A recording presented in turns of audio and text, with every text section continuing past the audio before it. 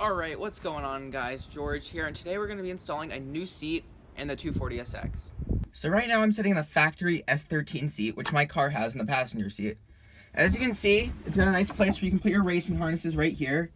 You probably actually shouldn't do that, but it looks very sporty, and that's pretty much the entire seat. It's kind of like a sporty looking thing that just broke off. Alright, there's not really any side bolstering, so like if you were actually going to go driving with this, you'd probably like fall off the seat.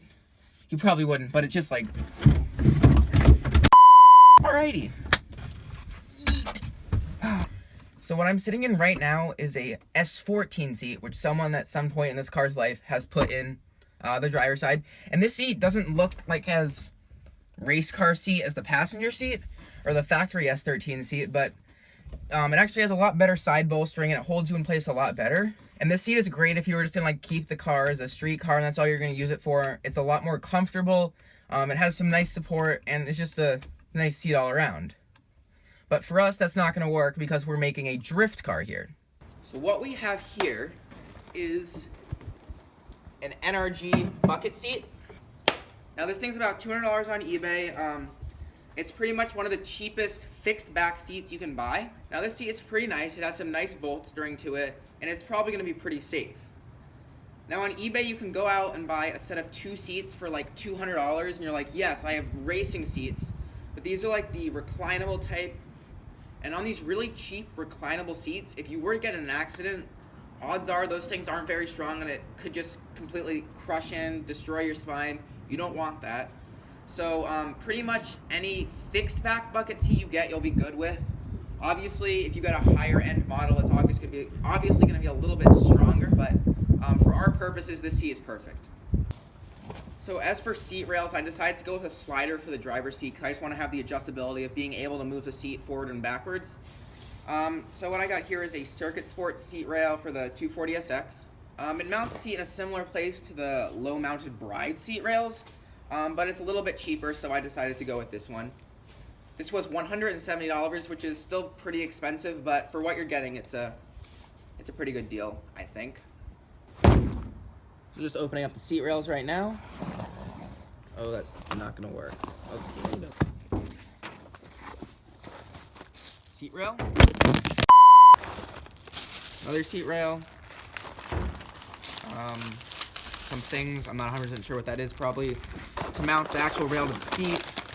And then of course, a little bit of mounting hardware right here for everything. So the first thing we're gonna do is remove the old seat.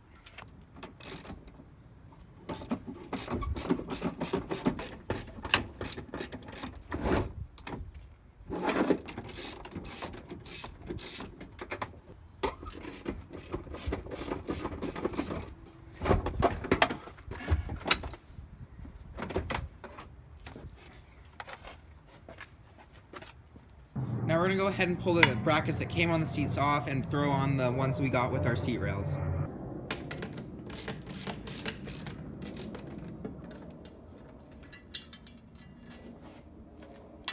So after a lot of annoyingness, we have the seat installed in the car. So right when I installed the seat, how I had it set up, it was so high up, I barely could fit in the car.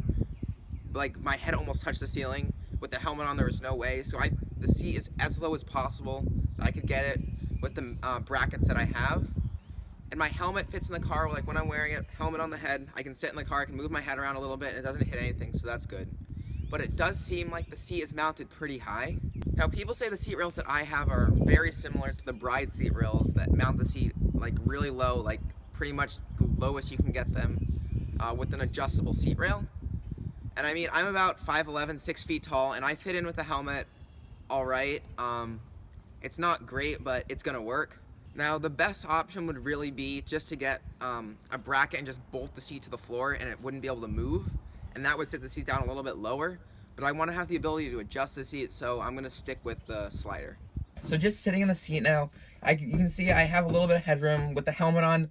My head doesn't touch anything, and if I need to, I can remove this little pad around here around the sunroof, and that's the only thing that my head would really hit, but it doesn't hit it, so I'm good. I'm really happy with the seat. I mean, I still am a little bit loose in it. It's a lot better than the other seats just because my hips are so small. So this seat holds you in place a lot better than the factory seat, obviously, or I wouldn't have gotten it. It's pretty nice. Now, what a lot of people ask about, or probably are going to ask about, is harnesses. So ideally, I would do 4-point harnesses, or maybe a 5-point harness, I don't know, that would hold me into the seat a lot better, and then it would just be perfect drift car. So with this factory seatbelt in any car, it holds you in place like if you were to get into an accident so you don't go flying through the windshield, but it doesn't really brace you against the seat. So if you were to get into an accident and roll the car over and the roof were to cave in, you could kind of lean to the side, your body's not held in place by anything. So when the roof caves in, if it caves in, you're fine. I mean, you're probably still pretty screwed up, but you have the ability to move around. Now, if you get racing harnesses, you're strapped into the seat. You can't do anything. You can move your head, that's pretty much it. So if you were to not have a roll cage and roll the car over, you're strapped to the seat. And the weakest point is going to be your neck when the car roof caves in. So that's something you don't want, and you can easily break your neck if you get in a pretty bad accident and the car ends up rolling over. And that's why we're probably not going to want to use racing harnesses on the street.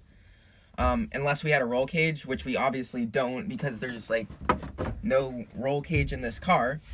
So I'm going to be getting a harness bar and harnesses in the future, probably just for this seat. I don't think the passenger seat with the factory seat, I'm probably not going to do a harness there.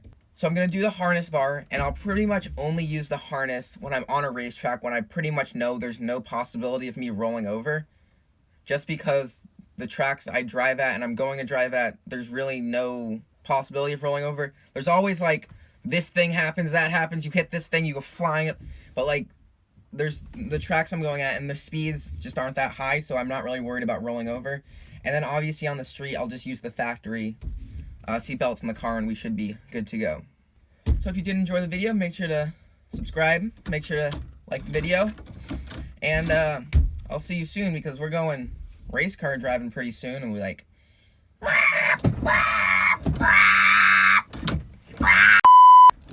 yeah. So if you did enjoy the video, make sure to like, comment, and subscribe, and I will see you in the next one.